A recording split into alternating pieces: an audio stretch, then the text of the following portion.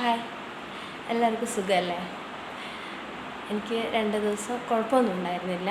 ബോഡിക്ക് പെയിനോ അങ്ങനത്തെ പ്രശ്നങ്ങളോ ഒന്നും ഉണ്ടായിരുന്നില്ല. ഇപ്പോൾ രണ്ടാമത്തെ കീമോ സ്റ്റാർട്ട് ചെയ്തിട്ട് 4 ദിവസം കഴിഞ്ഞു. 3 ബോട്ടിൽ ഒരു മരുന്ന് കഴിഞ്ഞു. ഇനി മുതൽ ഈ ഒരു ബോട്ടിൽ മരുന്ന് മാത്രം ഡെയിലി ഫുൾ ടൈം കയറിക്കൊണ്ടിരിക്കുന്നുണ്ട്. ഷുഗർ ലെവൽ ഭയങ്കരമായിട്ട് കൂടുതലാണ്. അതാണ് ഇപ്പോഴത്തെ ഏറ്റവും വലിയൊരു പ്രോബ്ലം വന്നിരിക്കുന്നത്. എത്ര ശ്രമിച്ചിട്ടും അതൊന്ന് താഴേക്ക് കൊണ്ടുവരാൻ പറ്റുന്നില്ല. അതുപോലെ ഉറക്കം തീരെ കുറവ്, ഉറങ്ങാനേ പറ്റുന്നില്ല. പക്ഷേ ഇന്നലെ ഇവിടെ സൈക്കോളജിസ്റ്റ് വന്ന് നമ്മളോട് കുറേ നേരം സംസാരിച്ച് നമ്മൾ പറയാനുള്ളതൊക്കെ അവർ കേട്ട് അങ്ങനെയൊക്കെ ചെയ്തപ്പോൾ കുറച്ചും കൂടെ ഒരു ബെറ്ററായി. ടെൻഷൻസ് ഒന്നും എനിക്ക് സത്യത്തിൽ ഇല്ല. പക്ഷേ എന്നാലും നമ്മൾ വേറൊരാളോട് ഇങ്ങനെ സംസാരിക്കുമ്പോൾ നമുക്കൊരു നല്ലതാണ് കേട്ടോ. അതൊക്കെ ഒരു നല്ല ട്രീറ്റ്മെൻറ്റിൻ്റെ ഭാഗമാണ്. അപ്പോൾ ആരെങ്കിലും ഇങ്ങനെയൊക്കെ കഷ്ടപ്പെടുന്നുണ്ടെങ്കിൽ സൈക്കോളജിസ്റ്റ് എന്ന് പറഞ്ഞാൽ അവർ സാധാരണ നമ്മളൊരു ഫ്രണ്ടിനെ പോലെ വന്നിരുന്ന് നമ്മളൊരു കൗൺസിലിങ്ങിൽ പോലെ നല്ല കൂളായിട്ട് പറഞ്ഞു തരും. പിന്നെ ഉറക്കം വരാൻ വേണ്ടിയിട്ട് നമുക്ക് ചെയ്യാൻ വേണ്ട കുറച്ച് കാര്യങ്ങളും അവർ ടെക്നിക്സൊക്കെ പറഞ്ഞു തരും. അപ്പോൾ എനിക്കത് ഭയങ്കര ഹെൽപ്ഫുള്ളായിരുന്നു. ഇപ്പോൾ രാത്രി കുറച്ച് സമയം എന്നിട്ട് ഉറങ്ങി. കാരണം 48 hours കണ്ടിന്യൂസ് ആയിട്ട് ആദ്യം ഉറങ്ങിയിട്ടുണ്ടായിരുന്നില്ല.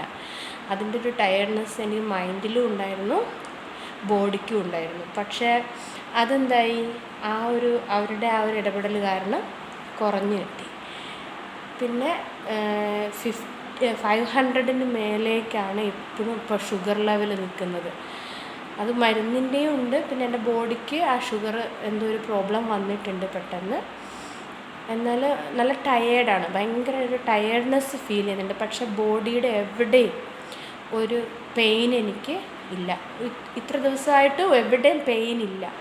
എന്താണെങ്കിലും ഇതൊക്കെ വരുന്നവർ വിചാരിക്കും ഭയങ്കര പെയിനാണ്, വേദനയായിരിക്കും എന്നൊക്കെ. പക്ഷെ ഇനി ഇത്രയും ദിവസമായി വന്നിട്ട് വേറെ അസുഖങ്ങൾ വരുമ്പോൾ ഉണ്ടാകുന്ന പെയിനുകളൊക്കെ ആണ്. അതും പെട്ടെന്ന് തന്നെ നമുക്ക് മരുന്ന് തന്ന് ആ പെയിനൊക്കെ കുറയ്ക്കുന്നുണ്ട്.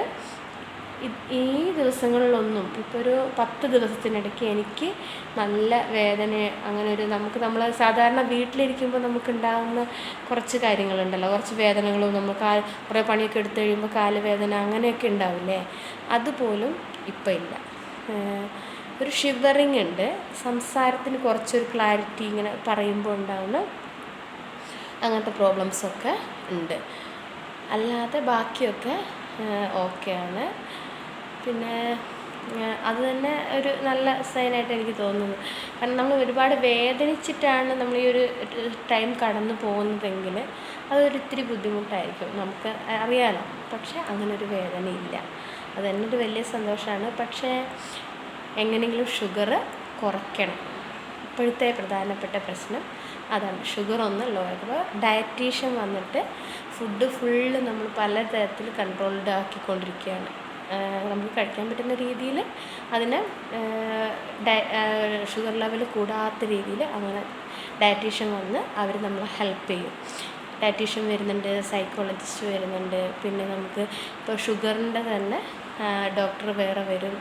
അവരൊക്കെ കറക്റ്റ് ടൈമിന് വന്ന് നമ്മളെ ആ ഷുഗർ ആ കാര്യങ്ങളൊക്കെ കറക്റ്റ് ചെയ്ത് തരുന്നുണ്ട്.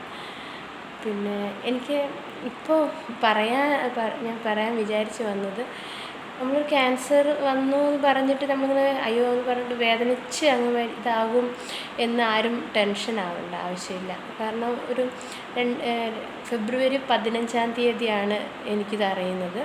അപ്പോൾ എനിക്ക് ന്യൂമോണിയേൻ്റെ ഒരു സിക്നെസ് ഉണ്ടായിരുന്നു. അപ്പോൾ അങ്ങനെ നെഞ്ചുവേദന നന്നായിട്ടുണ്ടായിരുന്നു. അത് പെട്ടെന്ന് തന്നെ ഇവിടെ വന്നപ്പോൾ മാറി. പക്ഷേ അത് കഴിഞ്ഞ് ഇവിടെ വന്നിട്ട്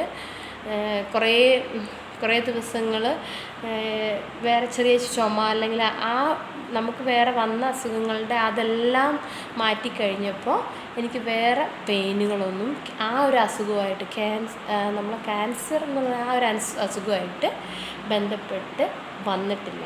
അത് എൻ്റെ ഈ AML എന്ന് പറയുന്ന ആ ഒരു ബ്ലഡ് ക്യാൻസറിൻ്റെ പ്രത്യേകത കൂടിയാണ് കേട്ടോ അത്. അപ്പോൾ ടെൻഷൻ ആവേണ്ട ആരും. പിന്നെ ഞാൻ എന്നോട് തന്നെയും പറയും ടെൻഷൻ ആവേണ്ട. Okay, by.